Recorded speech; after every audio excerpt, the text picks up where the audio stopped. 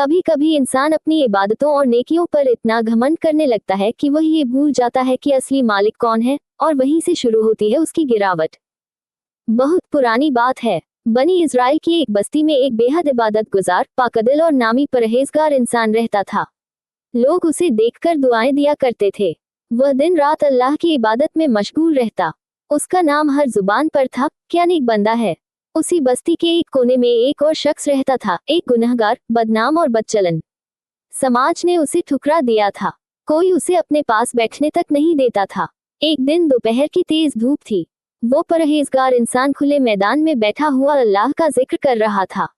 लेकिन हैरत की बात यह थी कि उसके सिर पर सूरज की तपिश के बावजूद एक ठंडी छांव थी। बादल का टुकड़ा जैसे उसके साथ चल रहा हो।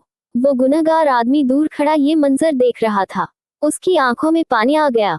दिल में पश्चाताप की आग जलने लगी। उसने खुद से कहा, या अल्लाह, मैं कितना बदनसीब हूँ, लेकिन शायद अगर मैं इस नेक इंसान के पास बैठूं, तो तेरी रहमत मेरी तरफ भी रुख कर ले। हो सकता है मेरी सच्ची तौबा तुझे पसंद आ जाए। वो डरते डरते उस परहेजगार के पास गया और अदब से उसके पास बैठ गया।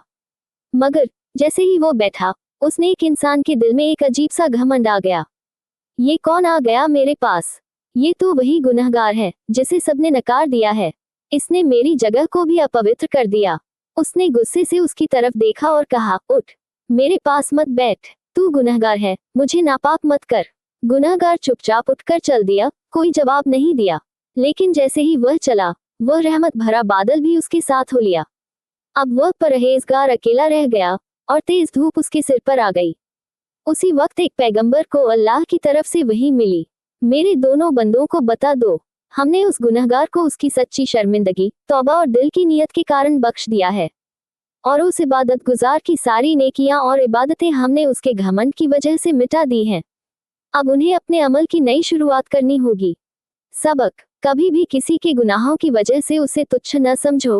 हो सकता है उसकी एक सच्ची आह, उसकी एक नम आंख और उसकी एक तौबा अल्लाह को इतनी पसंद आ जाए कि वह जन्नत का हकदार बन जाए। और कभी भी अपनी इबादतों पर घमंड न करो। घमंड वह आग है जो सारी नेकियों को जला डालती है। दुआ, या अल्लाह, हमें सच्चा इखलास, गहराई से की गई तौबा और दिल से की गई विनम्रता अता फरमा, ताकि हम तेरी रहमत के हकदार बन सकें।